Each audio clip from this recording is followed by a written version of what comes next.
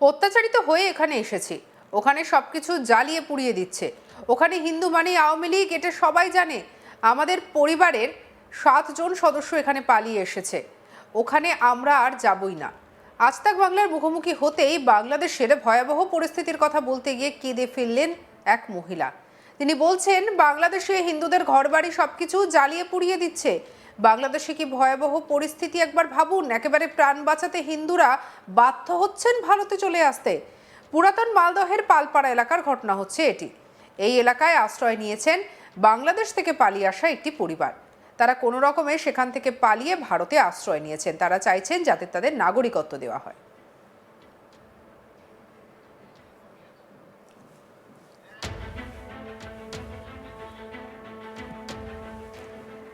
তারা বাংলাদেশে ফিরলে আর বাঁচবেন না, এমন কথাও জানিয়েছেন তারা।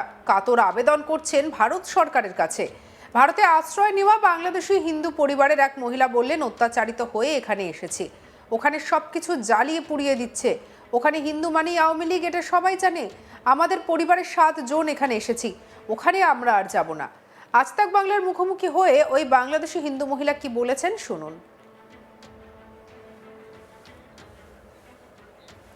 আমরা হাসিনা যাওয়ার পর পরে এসেছি এখানে। কি পরিস্থিতি হয়েছিল ওখানে? ওখানে খুব খারাপ পরিস্থিতি। বাধ্য হয়ে আসলেন? হ্যাঁ। কিভাবে আপনি ভিডিও করছেন কেন? হ্যাঁ বলছি, কিভাবে আসলেন বলেন না, ঘটনাটা বলেন। যেটা এর আগে বলেছেন এর আগে যে নিয়ে গেল টিভি চ্যানেলে। বলছি দিদি, কিভাবে আসলেন আপনারা ওখান থেকে অত্যাচারিত হয়ে? হ্যাঁ। কিভাবে কি অত্যাচার হচ্ছিল ওখানে আপনাদের উপরে? যা হচ্ছে এ যাবত ওই একই সমস্যা, সব ভাঙচুর জ্বালায় পুড়ায় দেয়। আচ্ছা। তো কতজন এসেছিলেন আপনারা? গোটা পরিবার এসেছিলেন? হ্যাঁ। কি আওয়ামী লীগ করতেন আপনারা ওখানে? না, হিন্দু মানে তো ওখানে আওয়ামী লীগ, এটা তো সবাই জানে। পরিবারের কতজন মিলে এখানে এসেছিলেন? আমরা 7 জন মিলে এখানে এসেছি। বলছি, এখন যদি আপনাদেরকে ফেরত যেতে বলে, ওখানে যদি যান, কি পরিস্থিতি হতে পারে? ওখানে তো আমরা যাবই না, যদিও বলে। তাই এখনকার সরকারের কাছে আমাদের একটাই অনুরোধ, আমরা নিজে না হলে ওরা আমরা ওদের সাথে যাবো না। ভারতেই থাকবেন? হ্যাঁ, আমরা এখানেই থাকবো পার্মানেন্ট। কোনো হিন্দু থাকতে পারবে না ওখানে? না, আজ 5 বছর পর হোক আর 10 বছর পর হোক, কেউ ওখানে আর থাকতে পারবে না। কি কি অত্যাচার হয় ওখানে? ওখানে সব রকম, যেরকম সব রকমই অত্যাচার বলতে যা বোঝায় সেটাই। আপনাদের সম্পত্তি ছিল ওখানে? না, আমরা দিন এনে দিন খাই। কোথায় বাড়ি বাংলাদেশে ছিল? চাঁপাইনবাবগঞ্জে? না, না তো। আচ্ছা, আপনি এই সরকারের কাছে কি আবেদন করবেন? আমি সরকারের কাছে এটাই আবেদন করব যে আমাদের যেন একটু থাকার কাগজটা করে দেয়, এটাই। কি পরিস্থিতির সৃষ্টি হয়েছিল যে ওখান থেকে আপনাদেরকে আসতে হলো? বাড়িঘরে হামলা হয়েছিল আপনাদের? হ্যাঁ। কি ধরনের হামলা হয়েছিল? কি বলবো, এখন আমি তো এমনি অসুস্থ, বুঝতেই পারছেন, আমি অত কথা বলতে পারবো না। পাড়া প্রতিবেশীরাও চায় তাদের যাতে ভারতে থাকতে দেওয়া হয়। কি বলছেন স্থানীয় বাসিন্দা অলকা পাল, শুনবো।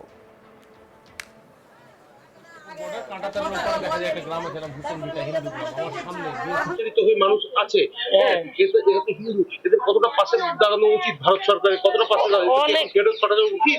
না না, ফেরত পাঠানো উচিত না। অনেক সাহায্য করা উচিত, যেন এরা এখানে থাকতে পারে। ওপারে গেলে এদের তো পরিস্থিতি ভয়ঙ্কর। হ্যাঁ, ভয়ঙ্কর। ওরা তো অত্যাচারের জন্য তো আসছে, আগুন ধরাই দিয়েছে, ঘরে আগুন ধরাই দিয়েছে, অত্যাচার করেছে, এই জন্য এরা আসছে এখানে। আপনারা কি চান পাড়া প্রতিবেশী? আমরা এরা থাকুক, এটাই চাই। এলাকার বিজেপি নেতা গণেশ হালদার বলেন, আতঙ্কিত হওয়ার কিছু নেই। প্রয়োজনে নাগরিকত্বের জন্য সিএতে আবেদন করুন, নিশ্চয়ই নাগরিকত্ব পাবেন। কি বলছেন গণেশ হালদার, শুনবো। আমাদের যে এটা এসআইআর যে প্রক্রিয়াটা, প্রথম এসআইআর হচ্ছে ভোটার সংশোধনী আইন। এটা তো ভোটার সংশোধনী আইন। তো আমাদের এইখানে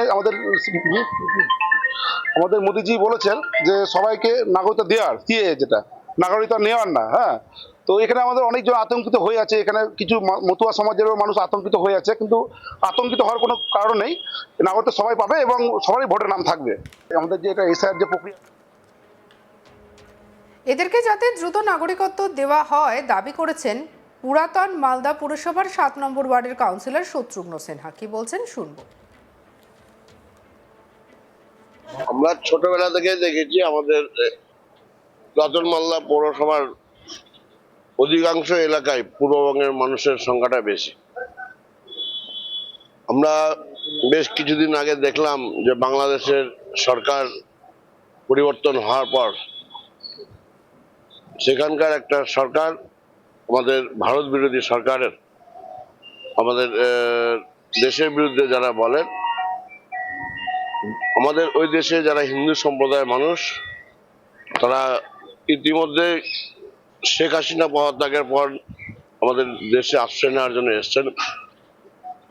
আমরা কেন্দ্রের বিজেপি সরকারকে বলবো যে মানুষ দেখে নয়, যেখানে যারা অত্যাচারিত হচ্ছে, আমাদের বিশেষ করে হিন্দু ধর্মের উপর যারা আঘাত করছে, আমি চাইবো যে ইমিডিয়েট তাদের নাগরিকত্বের ব্যবস্থা করতে হবে।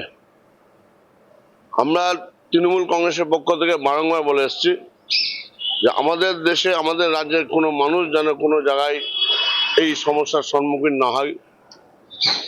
যদি কোনো মানুষ বাংলাদেশে থাকে, এই মুহূর্তে যে আজকের দিনেও যে খবর, আমরা আশা রাখবো ভারত সরকার সসম্মানে যেন আমাদের দেশের এবং আমাদের রাজ্যের মানুষকে ফেরত নিয়ে আসে সুষ্ঠুভাবে, এবং তাদেরকে এখানে এনে তাদের যেন ভালো মতন, যেটা বড় সমস্যা হয়েছে যে নাগরিকত্ব আবার বলছি, নাগরিকত্বটাই আমাদেরকে ব্যবস্থা করতে হবে। এখানকার মানুষ কাতর আবেদন করছে, তারা পালিয়ে এসেছিল, কোনো রকম এসে এখানে আশ্রয় নিয়েছিল, তাদের কি এখানে আশ্রয় দিয়ে দেওয়া উচিত না ফেরত পাঠিয়ে দেওয়া উচিত? অবশ্যই আশ্রয় দিয়ে দেওয়া উচিত। আমাদের নেত্রী মমতা বন্দ্যোপাধ্যায়, আমাদের নেতা অভিষেক বন্দ্যোপাধ্যায় বারংবার বলেছে, সংসদে বলেছে। বিগত দিনে যখন শেখ হাসিনার পদত্যাগের পর যখন আগুন জ্বলছিল বাংলাদেশে, আমরা সবাই মিলে আমরা সেটার বিরুদ্ধে আমরা প্রতিবাদ আন্দোলন করেছি। কেন্দ্রীয় সরকারের উপর হস্তক্ষেপ করার কথা বলেছি, যেন ইমিডিয়েট এটা যেন তার ব্যবস্থা হয়। বাংলাদেশের অবস্থা ভয়াবহ, আর বর্তমানে এই ভয়াবহ বাংলাদেশের অবস্থার মধ্যে দাঁড়িয়ে হিন্দুরা তাদের প্রাণ বাঁচাতে পালিয়ে আসছেন। অনেকেই আবার বাংলাদেশ থেকে ভারতে এসে আশ্রয় গ্রহণ করছেন। তেমনই এক হিন্দু পরিবারের কথা বলছি আপনাদের। কি বলছেন সেই মহিলা শুনবো। আমরা হাসিনা যাওয়ার পর পরে এসেছি এখানে। কি পরিস্থিতি হয়েছিল ওখানে? ওখানে খুব খারাপ পরিস্থিতি। বাধ্য হয়ে আসলেন? হ্যাঁ। কিভাবে আপনি ভিডিও করছেন কেন? বলছি কিভাবে আসলেন, বলেন না ঘটনাটা বলেন। যেটা এর আগে বলেছেন একেবারে এর আগে যে নিয়ে গেল এক টিভি চ্যানেলে। বলছি দিদি, কিভাবে আসলেন আপনারা ওখান থেকে অত্যাচারিত হয়ে? হ্যাঁ, কিভাবে কি অত্যাচার হচ্ছিল ওখানে আপনাদের উপরে? যা হচ্ছে এ যাবত একই সমস্যা। সঙ্গে রাখুন আজ তাক বাংলার ইউটিউব চ্যানেলকে লাইক, কমেন্ট, শেয়ার, সাবস্ক্রাইব করতে ভুলবেন না।